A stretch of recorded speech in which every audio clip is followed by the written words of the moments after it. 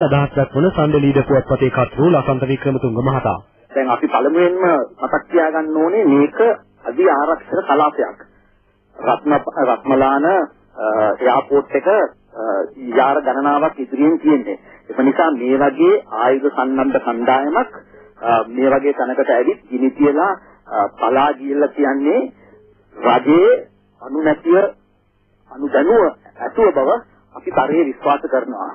මේ පළමුවෙනි වතාව නෙමේ සම්දලීඩ ආයතනට අපි උදින ආයතනයකට මොර්නිං ලීඩ් ආයතනයකට මේ වගේ ප්‍රහාර එල්ල වෙලා තිබුණේ. අපි දිගින් දිගටම මහජනයා වෙනුවෙන් අපි කරන කටයුතු අපි දිගින් දිගටම කරන්න බලාපොරොත්තු වෙනවා. මේ සතිය අන්තයේ අපි පත්තරේ පළ කරන්න බලාපොරොත්තු වෙනවා. ඉරුදිනත් සම්දලීඩ පුවත්පතත් අපි සේවකයන් අපි දිගින් දිගටම අපේ රාජකාරිය මහජනයා වෙනුවෙන් ඉටු කරන්න කැපී සිටිනවා කියලා පැහැදිලිව කියන්න කැමතියි.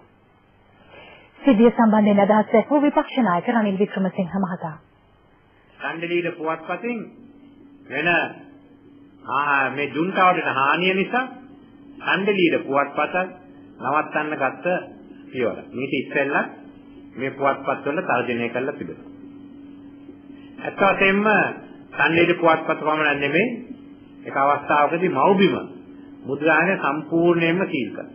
මාධ්‍ය මර්ධනය එක අතකින් පුවත්පත් තහනම් කිරීම, ඒ වගේම විද්‍යුත් මාධ්‍ය තහනම් කිරීම, අනිත් කටෙන් තියෙනවා අද පාන්දර සිදු වුණා වාගේ මේ මුද්‍රණාල විනාශ කිරීම, තවත් පැත්තකින් විශාල තර්ජන තියෙනවා. බොහෝ දෙනෙක් බයයි. ලෝකෙ වැඩියෙන්ම මාධ්‍යකරුවන් මරලා තියෙන්නේ ලංකාවේ. ඒ තත්ත්වයක් ඇති වෙලා තියෙන්නේ.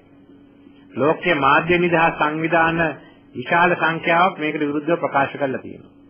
මේ කාරණාද එක්සත් ජාතීන්ගේ මණ්ඩලයට ගිහින් තිබෙනවා. මේ පසුබිමක තමයි මේ මාධ්‍ය මර්ධන තවත් ඉදිරියට ගෙනියන්න කියලා මේ පියවර අරගෙන තියෙන්නේ. එක්සත් ජාතික පක්ෂයට අපි මේක හිලා දකිනවා. ඒකම මාධ්‍ය නිදහස අපි කැප වෙලා තියෙන නිසා මේ අවස්ථාවේදී මාධ්‍ය නිදහස ආරක්ෂා කරන්න නම් මේ රටේ ජනතා පරමාධිපත්‍ය ආරක්ෂා කරනවා.